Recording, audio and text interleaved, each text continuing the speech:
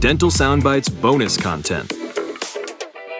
Welcome back to another bonus episode of Dental Soundbites. I'm Dr. Arnell Wright. And I'm Dr. Effie Ioannidou. And today we are having a conversation with Jeannie Hegarty about the hiring challenge in dentistry. Thank you very much. Great to be here. If you had to give number one advice, what would you say? This is one of my favorite philosophies of all time, and it applies so many places, like many. You will not get what you expect.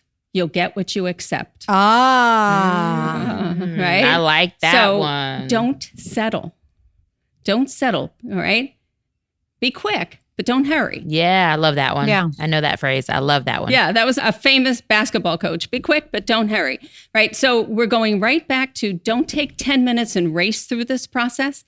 This is the future of your practice, right? Yeah, this is the person that's going to represent the face of your practice to your patients, right?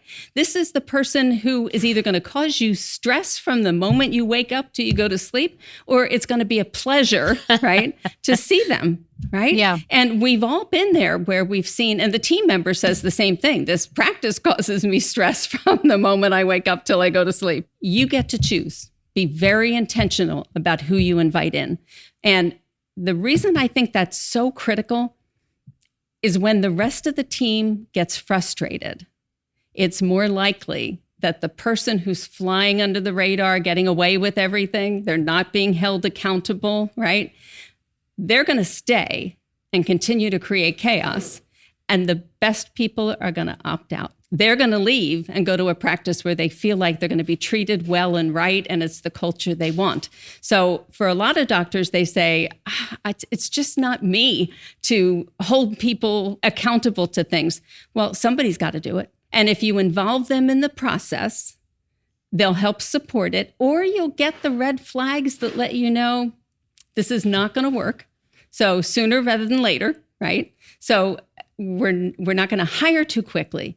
But once we've identified that somebody is not a good fit, it will hold you and your team back.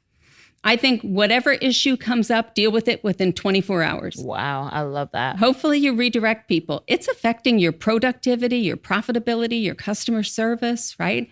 So within 24 hours, I want you writing a counseling memo, documenting the issues, right? And then when you recognize that it's not going to change, that's when you need to speak to an HR specialist who can help you let them go as safely as possible. Because you do need to navigate that. You know, we don't want people getting tripped up by that. But the rest of your team members will so appreciate what just happened.